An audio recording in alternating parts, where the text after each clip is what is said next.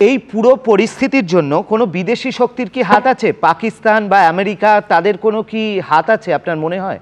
দেখুন, সরাসরি সামনে যারা আসছে আপনারা সবাই দেখছেন। পাকিস্তান পাকিস্তান সরাসরিতে বলেছেন যে আমরা ৭১-এর প্রতিশোধ নিলাম। আজকে পাকিস্তানের সামরিক বাহিনীর মানুষ, সামরিক বাহিনীর জেনারেল সাহেবরা প্রতিনিয়ত বাংলাদেশে আসছেন। পাকিস্তানের যে আইএসআই গোয়েন্দা সংস্থা, সে বাংলাদেশেই একটা অফিস করে সেখানেই কাজ করছেন এবং ক্যান্টনমেন্টের ভিতরেই নাকি শুনছি তাদের অফিস।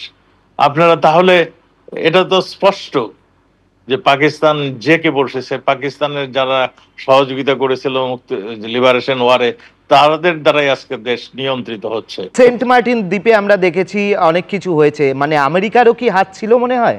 দেখুন, সেন্ট মার্টিন দ্বীপটা এমনই এক দ্বীপ যেটা কৌশলগত কারণে অনেকেরই নজর ছিল।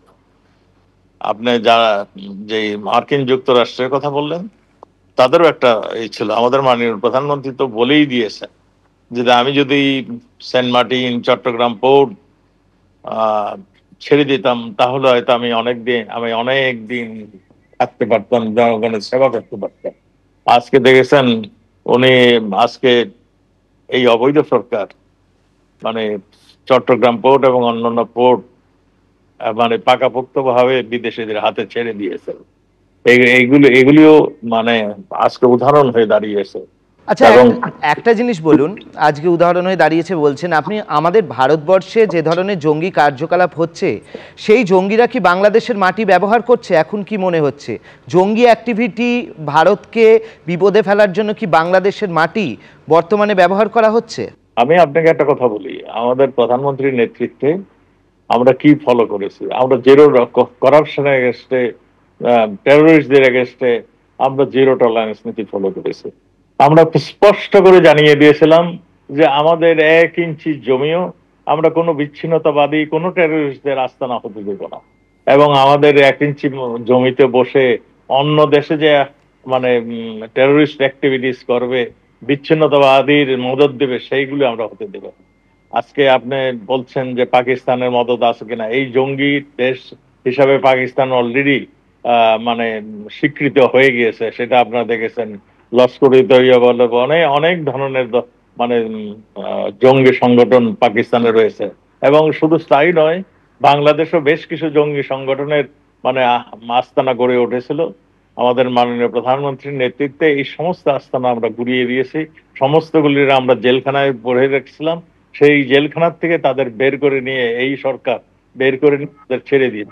তারা আজকে বিভিন্ন জায়গায় তারা আস্তানা গেড়ে আবার নিজস্ব একদম সদর্পে তারা প্রকাশ্যে তারা তাদের অফিস চালিয়ে এবং তাদের মতাদর্শের লোককে একত্রিত করছে।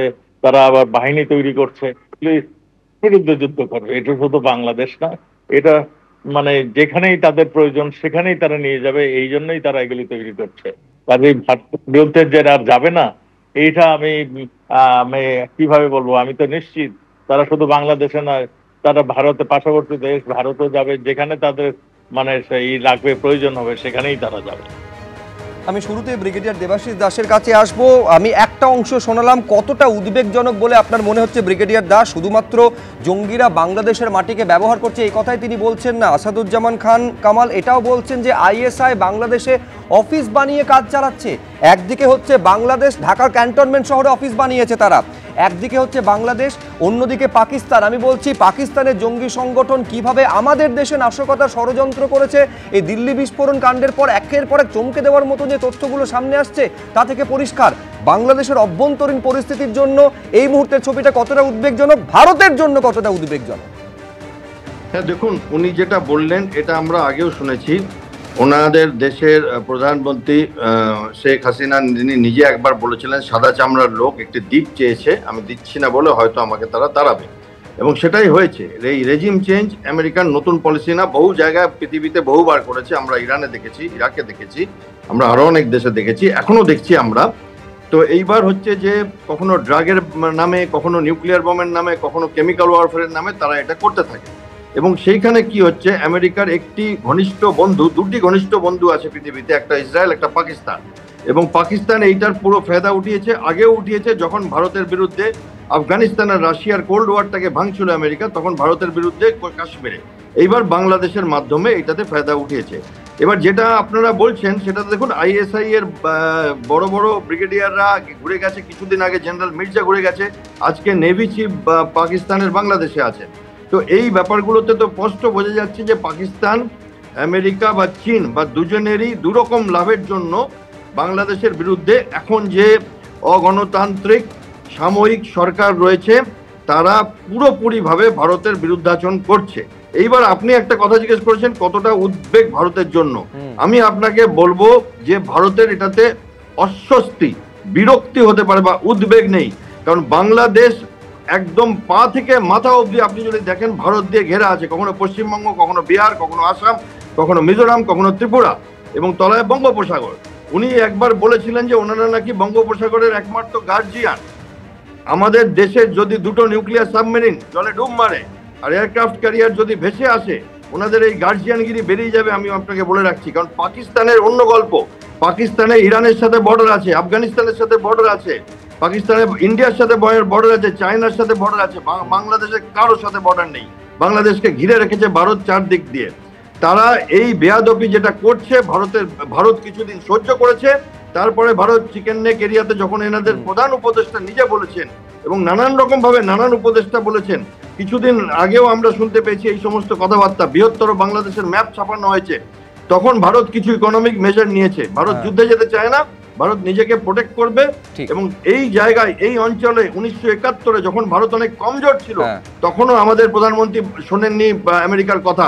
এখন তো প্রশ্নই আসছে না ভারত। ঠিক, আমি বলছি একটা তো ঠিকই যে মানে ভারত এইরকম একটা পরিস্থিতির মোকাবিলার জন্য স্বয়ংসম্পূর্ণ, সে নিয়ে কোনো প্রশ্ন নেই। কিন্তু উদ্বেগের জায়গা হচ্ছে যখন প্রাক্তন স্বরাষ্ট্রমন্ত্রী এই কথাটা বলেন যে বাংলাদেশে বর্তমানে যে নৈরাজ্য তার পেছনে সুপার পাওয়ার আমেরিকা রয়েছে। আমি এইখানে একবার দর্শকদের দেখাতে চাইবো যে রায় এই দুদিন আগে ঘোষণা হলো একেবারে ফাঁসির সাজা, তা নিয়ে কি বলছেন প্রাক্তন স্বরাষ্ট্রমন্ত্রী বাংলাদেশে, দেখুন।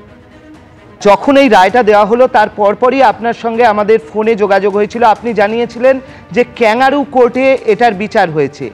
কেন আপনার মনে হচ্ছে যে এই যে বিচারটা হয়েছে সেটাকে ক্যাঙ্গারু কোর্ট কেন বলছেন? কার বিচার করতে? বঙ্গবন্ধুর কন্যা যিনি বাংলাদেশটাকে পাল্টে দিয়েছেন, বদলে দিয়েছেন, পার ক্যাপিটা ইনকাম যেখানে $700 ছিল সেখান থেকে 3000-এর কাছাকাছি নিয়ে গিয়েছেন, যিনি বদলে দিয়েছেন বাংলাদেশকে, তার বিচার করবেন। আরো একটু যদি পিছনে ফিরে চান, এই কারা এর বিচার করলো?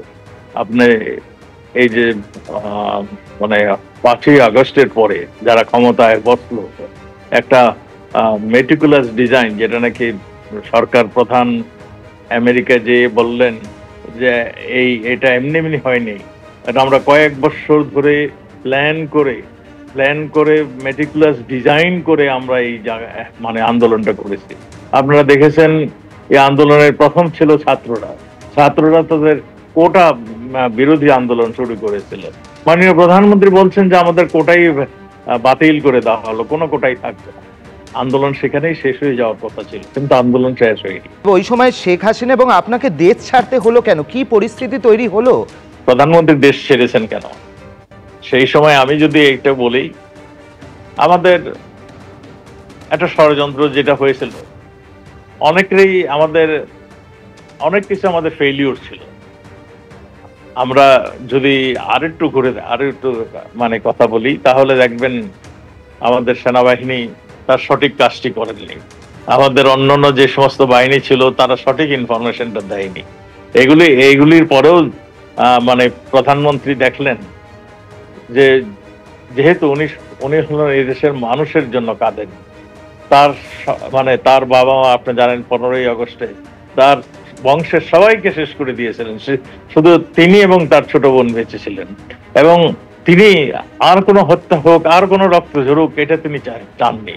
সেই জন্যই তিনি মানে ক্ষমতার থেকে সরে গিয়ে তিনি ভারতের যে চলে আসলেন। এবিপি আনন্দ, এগিয়ে থাকে, এগিয়ে রাখে।